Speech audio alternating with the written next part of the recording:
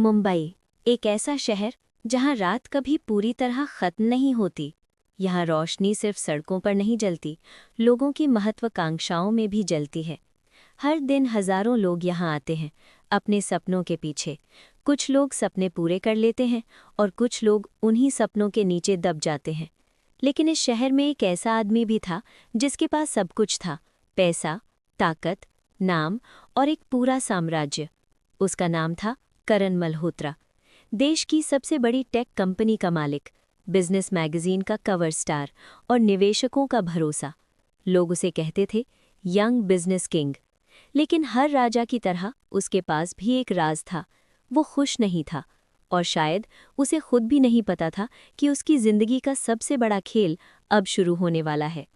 और इसी खेल की कहानी का नाम है छाया का साम्राज्य, जहां ताकत खामोशी में छिपी होती है और सच हमेशा अंधेरे से निकलता है।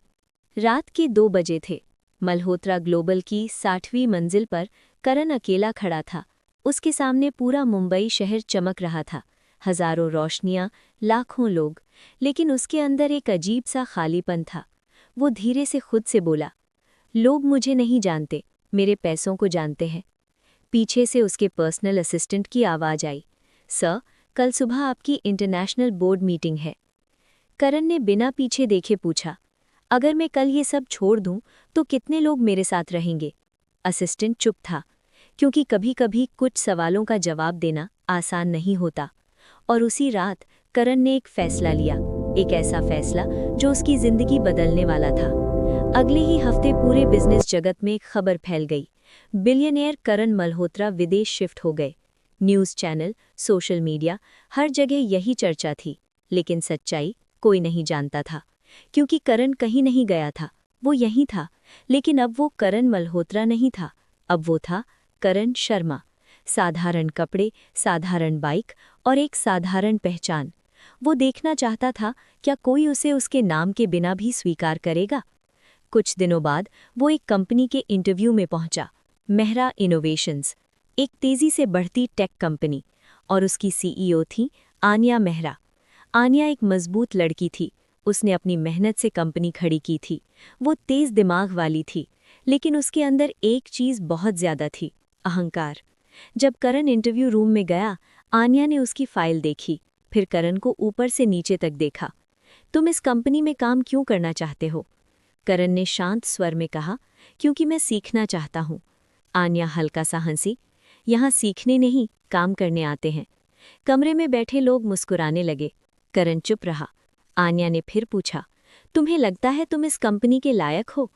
करण ने उसकी आंखों में देखते हुए कहा, काबिलियत अक्सर दिखाई नहीं देती, साबित करनी पड़ती है। कमरे में कुछ सेकंड के लिए खामोशी छा गई। आन्या ने कुर्सी पर पीछे झुकते हुए कहा, यहाँ बड़े लोग काम करते हैं, तुम जैसे लोग बस कोशिश करते हैं।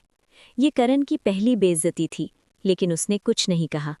कुछ देर बाद आन्या ने फाइल बंद की और बोली, ठीक है, तुम्हें ट्रेनी की पोस्ट मिल सकती है, सबसे छोटी पोस्ट, सबसे कम सैलरी। लेकिन करण ने तुरंत कहा, मुझे मंजूर है। और उसी दिन उसकी नई जिंदगी शुरू हो गई। दिन बीतने लगे, करण चुपचाप काम करता रहा। वो हर फाइल पढ़ता, हर सिस्टम समझता, हर मीटिंग में बैठकर सब देखता। उसे जल्दी समझ आ गया था कि कंपनी बाहर से मजबूत है, लेकिन अंदर से बहुत कमज़ोर। और सबसे बड़ी कमज़ोरी थी गलत भरोसा। आन्या कुछ ऐसे लोगों पर भरोसा कर रही थी जो उनके भरोसे के लायक नहीं थे। उनमें सबसे बड़ा नाम था राघव अरोड़ा। राघव एक दूसरी कंपनी का सीईओ था।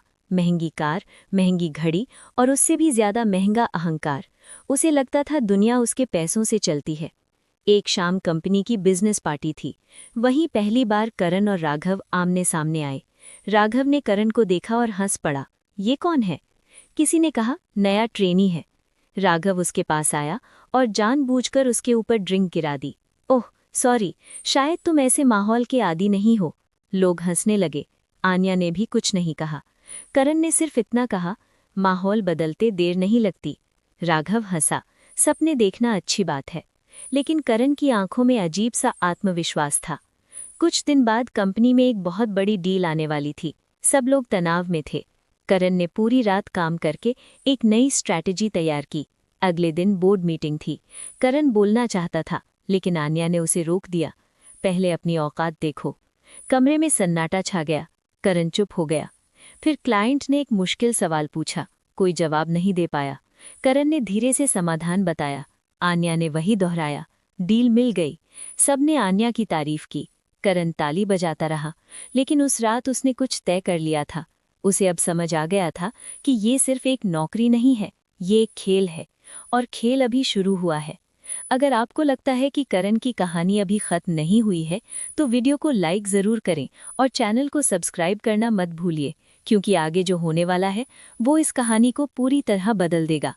उसी रात करण अपनी बाइक पर मुंबई की खाली सड़क से गुजर रहा था। अचानक उसका फ़ोन बजा। उसने फ़ोन उठाया। दूसरी तरफ एक आवाज़ आई, सर, क्या हम ऑपरेशन शुरू करें?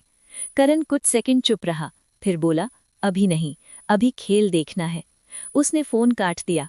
लेकिन उसी समय एक दूसरी कार में बैठा राघव अपने आदमी से कह रहा था, उस नए लड़के पर नज़र रखो, मुझे वो साधारण नहीं लगता। दोनों को अभी ये नहीं पता था कि असली खेल शुरू हो चुका है, और इस खेल में कौन खिलाड़ी है और कौन मोरा, ये अभी तय होना बाकी है। और शायद अगला तूफान बहुत जल्द आने वाला था।